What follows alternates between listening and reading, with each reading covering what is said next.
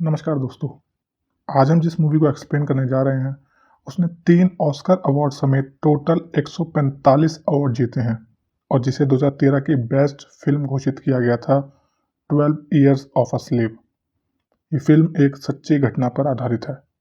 Film की शुरुआत होती है जब सोलोमन कुछ गुलामों के साथ खेतों में काम कर रहा होता है। रात को वो सब एक छोटे से कमरे में सो रहे होते हैं जहाँ उनमें से एक औरत सोलोमन को किस करने का ट्राई करती है, जिसके बाद सोलोमन अपनी कहानी याद करने लगता है। ये बात है सन 1841 की। सोलोमन नॉर्थअप, जो वायलिन बजाने का काम करता है, वो अपनी वाइफ और 2 बच्चों के साथ न्यूयॉर्क शहर में रहता है। एक दिन सोलोमन 2 आदमी से मिलता है जो उसे पार्टी में वायलिन बजाने के लिए कहते हैं। एक दिन का $1 और एक नाइट का $3, जिससे सोलोमन उनके साथ वॉशिंगटन चला जाता है, जहाँ एक रात वो उन 2 लोगों के साथ पार्टी कर रहा होता है और बहुत शराब पी लेता है। जब सुबह उसकी आँख खुलती है तो उसके हाथ पैरों में बेड़ियाँ होती हैं और वो एक डार्क रूम में होता है। वहाँ 2 आदमी आते हैं जिन्हें सोलोमन बताता है कि वो एक न्यूयॉर्क का रहने वाला है और वो एक फ्री मैन है। तब वो लोग उसे बताते हैं कि अब वो एक फ्री मैन नहीं है और ना ही वो न्यूयॉर्क से है।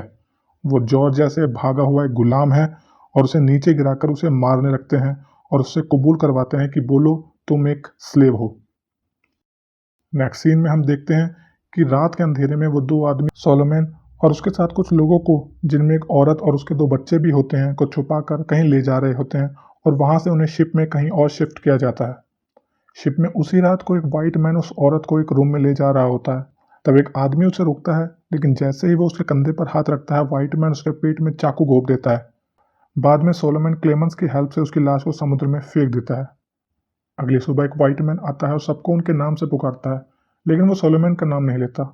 बाद में वो उसे थप्पड़ मार के बताता है कि तुम्हारा नाम अब से प्लेट है, और उन्हें ले जाता है, जहाँ उन्हें नहलाकर सेल के लिए खड़ा कर दिया जाता है। और सेल होती है गुलामों की, जहाँ अमीर वाइट लोग गरीब ब्लैक लोगों को गुलाम बनाकर रखते हैं। वहीं एक रिच शख्स, मिस्टर फॉर्ड, प्लेट और उस लेडी को खरीद लेता है और सेलर से उसकी बेटी को भी साथ ले जाने के लिए कहता है, लेकिन वो सेलर उस लड़की को नहीं बेचता और लेडी को ज़बरदस्ती वहाँ से भेज देता है। ये सब देखकर मिस्टर फॉर्ड को बहुत दुख होता है।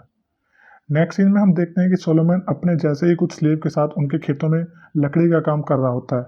वो मिस्टर फॉर्ड और वहाँ के कारपेंटर हेड जॉन को बताता है कि अगर हम अपना सामान पानी के रास्ते से ले जाएंगे तो हमें कम नुकसान होगा, क्योंकि यहाँ की रोड्स बहुत पतली हैं, जिसे मिस्टर फॉर्ड मान लेते हैं और उसे उसका काम दिखाने के लिए कहते हैं, लेकिन उसकी इस बात से जॉन उससे चिढ़ने लगता है। नेक्स्ट सीन में हम देखते हैं जॉन सोलोमन से कहता है कि ये काम ऐसे क्यों कर रहे हो। तो सोलोमन जवाब देता है कि सर, जैसा आपने कहा था मैं तो वैसा ही कर रहा हूँ। अगर आपको कुछ गलत लग रहा है तो गलती मेरी नहीं है, आपके दिए हुए इंस्ट्रक्शंस की है। जिससे जॉन को बहुत गुस्सा आ जाता है और वो अपनी बेल्ट निकाल के सोलोमन को उसकी शर्ट उतारने के लिए कहता है। लेकिन वो जैसे ही सोलोमन पर हाथ उठाता है, सोलोमन उससे फाइट करने लग जाता है और उसे उसकी ही बेल्ट से पीटने लगता है। जिसके बाद जॉन को वहाँ का सिक्योरिटी गार्ड बचाने के लिए आता है और सोलोमन को वहीं रुकने के लिए कहता है। सोलोमन वहीं रुकता है, लेकिन थोड़ी देर बाद जॉन अपने 2 साथी के साथ वहाँ आता है और सोलोमन के गले में रस्सी बांधकर उसे पेड़ से लटकाकर मारने की कोशिश करता है।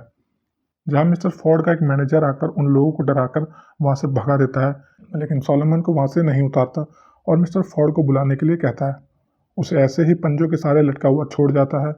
जब तक मिस्टर फॉर्ड वहाँ नहीं आ जाते, सोलोमन ऐसे ही लटका रहता है और दूसरे स्लेव्स अपना काम कर रहे होते हैं, जहाँ एक स्लेव लेडी आकर उसे पानी पिलाती है। सोलोमन को लटके हुए सुबह से शाम हो जाती है, लेकिन कोई उसे पेड़ से नहीं उतारता।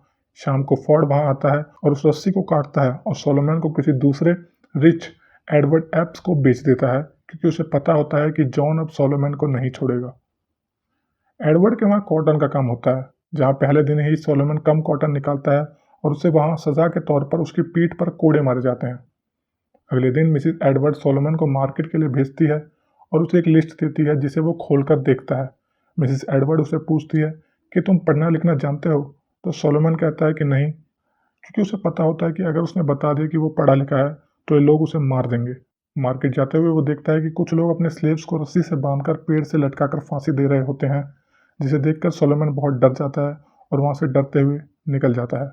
नेक्स्ट सीन में हम देखते हैं कि सोलोमन पैट्सी को बुलाने के लिए मिस्टर शॉ के यहाँ जाता है, जहाँ पैट्सी चाय पी रही होती है। मिसेस शॉ उन्हें समझाती है कि एडवर्ड एक लस्सी आदमी है। पैट्सी, तुम उससे बच के रहना। वापस पहुंचने के बाद एडवर्ड पैट्सी को बुलाता है, लेकिन सोलोमन उसे ना जाने के लिए कहता है। तो एडवर्ड पूछता है कि तुमने पैट्सी को क्या कहा, और सोलोमन को मारने के लिए दौड़ता है। जिससे बचते हुए सोलोमन भी भागता है और भागते-भागते एडवर्ड गिर जाता है। इसी बीच एडवर्ड की बीवी वहाँ आ जाती है और एडवर्ड को डाँटती है। रात को एडवर्ड पैट्सी के पास आता है और उसके साथ सेक्स करता है, लेकिन वो होता रेप है। लेकिन पैट्सी कुछ नहीं कर पाती और ना ही कुछ बोलती है, जिससे एडवर्ड को गुस्सा आ जाता है और वो उसे थप्पड़ मारकर उसका गला दबाने लगता है। ऐसे ही एक रात पैट्सी सोलोमन के पास आती है और उसे मिसेस एडवर्ड की एक कीमती चीज़ देकर कहती है कि तुम ये रख लो, लेकिन प्लीज़ मुझ पर एक एहसान करो, मुझे जान से मार दो। सोलोमन कहता है कि मैं ये नहीं कर सकता और वो सो जाता है। अगले दिन एडवर्ड अपने कुछ स्लेव्स मजदूरों को अपने दोस्त के यहाँ छोड़ आता है, जहाँ उन सबको खेतों में फसल काटने का काम करना होता है। अभी तक की कहानी सोलोमन सोच रहा होता है और अब फिल्म प्रेजेंट में आ जाती है। सोलोमन एक पार्टी में वॉयलिन बजा रहा होता है और वहाँ से कुछ पैसे कमा के लाता है। अगले दिन वो सब वापस एडवर्ड के यहाँ लौट आते हैं और वही पुराना उन्हें कॉटन पिकर का काम मिलता है, जिसे सोलोमन पूरा नहीं कर पाता, उसे कोड़े खाने की सज़ा मिलती है। रात को आर्म्सबी, एक स्लेव, उसके जख्मों पे मरहम लगा रहा होता है। जब सब सो जाते हैं तो सोलोमन आर्म्सबी को एक चांदी का सिक्का देते हुए कहता है कि क्या तुम मेरी मदद कर सकते हो यहाँ से बाहर निकलने में। वो आदमी उसकी बात मान जाता है और उसे उसकी बढ़िया कीमत देने के लिए कहता है। इसके बाद सोलोमन एक लेटर लिख रहा होता है, लेकिन रात को एडवर्ड आकर उसे बताता है कि मुझे पता है कि तुम लेटर लिख सकते हो और ये बात मुझे आर्म्सबी ने बताई है। सोलोमन कहता है कि ये सब झूठ है, बिना इंक और पेपर के लेटर में कैसे लिख सकता हूँ सर। मेरा तो यहाँ कोई भी फ्रेंड नहीं है जिससे मैं ये सब मांग सकूँ। ये सब उस आर्म्सबी की ही चाल है ताकि तुम उसे काम ना करवाओ और उसे हम पर नज़र रखने वाला सेवक बना लो। ये सब सुनकर एडवर्ड चला जाता है और सोलोमन अपने उस लेटर को जला देता है।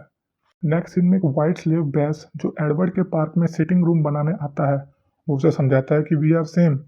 तुम अपने स्लेव्स को खरीद कर काम करवा सकते हो, लेकिन उनके साथ मारपीट नहीं कर सकते।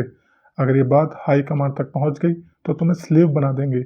लेकिन एडवर्ड उसकी बात को अनसुना करके वहां से चला जाता है। फिर हम देखते हैं कि एडवर्ड पैट्सी को चिल्ला चिल्ला कर ढूंढने में लगा होता है, लेकिन उसे पैट्सी कहीं नहीं मिलती।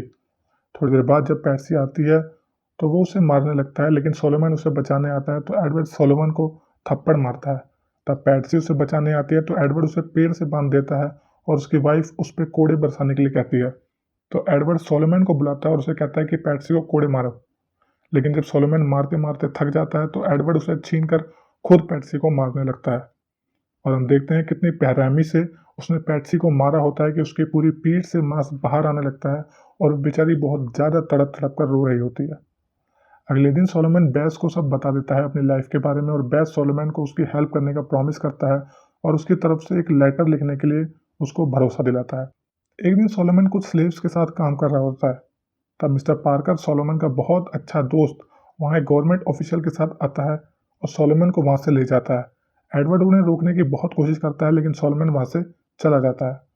अगले सीन में हम देखते हैं कि सोलोमन अपने घर पहुँचता है, जहाँ उसे उसकी वाइफ, उसके चिल्ड्रन जो 12 साल बाद बहुत बड़े हो चुके हैं और उसकी बेटी जो शादी भी कर चुकी है और उसका खुद का एक चाइल्ड हो चुका है, सोलोमन को हक करती है और उसे अपने हस्बैंड और अपने बेटे से मिलवाती है और पूरी फैमिली मिल जाती है और फिल्म ख़त्म हो जाती है। दोस्तों, ये एक रियल स्टोरी है, लेकिन रियल सोलोमन नॉर्थअप की डेथ कब, कहाँ, कैसे हुई, ये बात किसी को नहीं पता, क्योंकि उसने अपनी कहानी 1853 में लिखी थी, जो बाद में लोगों ने पढ़ी और उस पर 2013 में एक one of the best actor के साथ 2013 की बेस्ट मूवी बनाई।